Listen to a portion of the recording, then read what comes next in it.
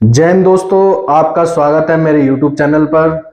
आज मैं आपको जो जानकारी दूंगा ना वो बिल्कुल सबसे हटके जानकारी है, क्योंकि मेरी हर वीडियो में आपको ना एक नई चीज मिली होगी। क्योंकि आज तक के YouTube चैनल पे ऐसी कोई भी जानकारी नहीं दे रहा होगा जो मैं आपको दे रहा हूं, क्योंकि ये सारी इंटरनल जानकारी होती है।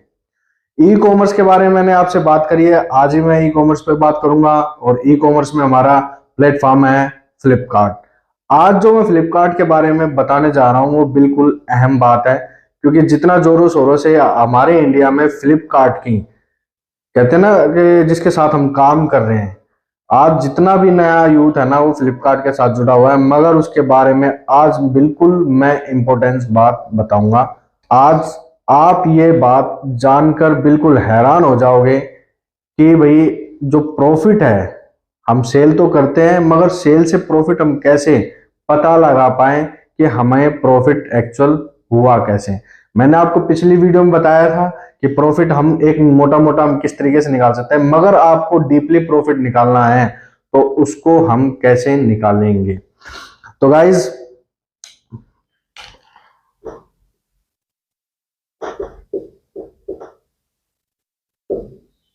फ्लिपकार्ट में ना अगर आपको रिकंसिलेशन बड़ी से बड़ी कंपनी भी यूज करती है।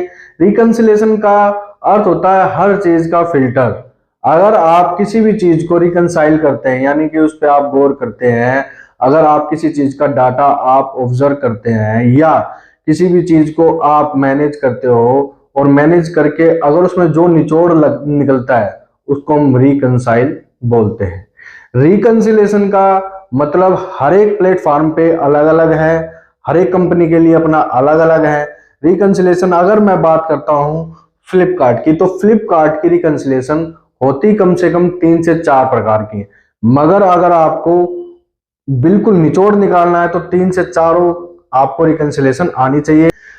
आज के डेट में बता देता हूं कि जितनी भी ई कॉमर्स साइट है और उन पर जितनी भी रिकंसिलेशन होती है, एक्यूरेसी जो आती है वो 96% तक एक्यूरेसी आती है। और मेरे हिसाब से 100% कोई भी सॉफ्टवेयर नहीं कर पाता है, क्योंकि इसमें जो हमारे रिप्लेसमेंट के ऑर्डर हैं चलते रहते हैं। भाई रिप्लेसमेंट का ऑर्डर है, आज लगा है, नेक्स्ट वीक तक हो सकता है, नेक्स्ट मंथ तक हो सकता है, रिप्लेस तो रिप्लेस भी हो सकता है।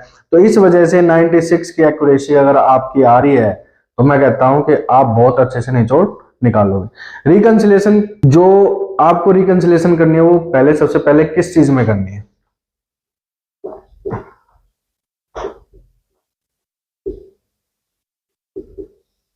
Order payment. जितने भी आपकी पेमेंट बन रही है, आपको पता है कि हफ्ते में 3 दिन पेमेंट आती है। अगर कोई ओकेजन मतलब कोई हॉलीडे पड़ गया है तो उसमें आपको नहीं मिलेगी, मगर जितनी भी आपकी पेमेंट आती है उस पेमेंट को आपको क्या करना है कि आपकी उसकी स्टेटमेंट को डाउनलोड करना है और ऑर्डर टू ऑर्डर आपको मैनेज करना है। अगर आपने एक छोटा सा वर्ड है सीएसवी मींस, अगर आपको पता ही होगा, सबको पता होता है जो ई कॉमर्स में काम करता है, सीएसवी एक सेल डाटा होता है जो हमें पर डे की सेल पता होती है कि आपके कितने ऑर्डर गए हैं। तो ये इसमें सारी डिटेल होती है सीएसवी में, आपकी कस्टमर की पिन कोड से लेके एड्रेस तक लेके सब कुछ, मगर मोबाइल नंबर नहीं होगा। अगर उस सीएसवी को आप ऑर्डर की पेमेंट जो आई है उससे मैच करते हैं और उस मैच में इन ऑर्डरों की पेमेंट, क्योंकि आपके मान के चलो आज 100 ऑर्डर गए हैं तो इसकी आपके टायरिंग के हिसाब से गोल्ड सेलर हो तो 8वें दिन पेमेंट आएगी, और आप अगर आप सिल्वर को पे हो तो 10 दिन की आएगी, ब्रॉन्ज है तो 10 दिन की आएगी। उसी हिसाब से रिकंसिलेशन अगर आपको करनी है तो ऐसे भी कर सकते हैं। बट अगर आपको रिकंसिलेशन करनी है, कम से कम आप 15 दिन की ऑर्डर और 15 दिन की पेमेंट आपको मैच करनी होगी। फिर उसके 15 दिन बाद पूरे महीने की और पूरे महीने की सेल करनी होगी। क्योंकि मैं बताता हूं आपको, अगर आपकी 16 तारीख से कोई भी सेल 30 तारीख तक चली है तो इसकी जो भी रिकंसिलेशन होगी वो नेक्स्ट मंथ होगी, क्योंकि इसकी पेमेंट जो आएगी उस इस महीने बहुत कम आएगी, नेक्स्ट मंथ ज्यादा आएगी। तो जो पहले 15 दिन की है, जो भी पहले 15 दिन की है, आपको जो इसकी रिकंसिलेशन करनी है वो नेक्स्ट मंथ करनी है, और वो भी फर्स्ट वीक में। और इसको बोलते हैं हम सेल टू सेल रिकंसिलेशन। मतलब हमारी जो सेल हुई है उसके अकॉर्डिंग हमारी पेमेंट आई है या नहीं आई है। सेल टू सेल बोल सकते हो, सेल टू पेमेंट बोल सकते हो। एक होती है सेल टू रिटर्न। अब हमें पता है कि हमारा इस मंथ मान के चलो 1000 पीस गया है, और वापसी का 2 तरीके का डाटा आता है। एक तो डाटा ये होता है कि आपने पोर्टल से उठाया, आप रिटर्न के पोर्टल में गए, आपने कंप्लीट में सर्च मारा, टैब में इस महीने की डेट डाल के आपने निकल दी। मगर कई बार क्या होती है कि फ्लिपकार्ट के जो अंदर है कुछ ऐसे असामाजिक तत्व बैठे हुए हैं जो हमें पता ही नहीं होता कि हमारा रिटर्न है कहाँ। स्टैंप लगा के ले जाते हैं और हमें पता नहीं। तो वो कैसे पकड़नी है आपको, उसको सेल टू रिटर्न रिकंसिलेशन बोलते हैं।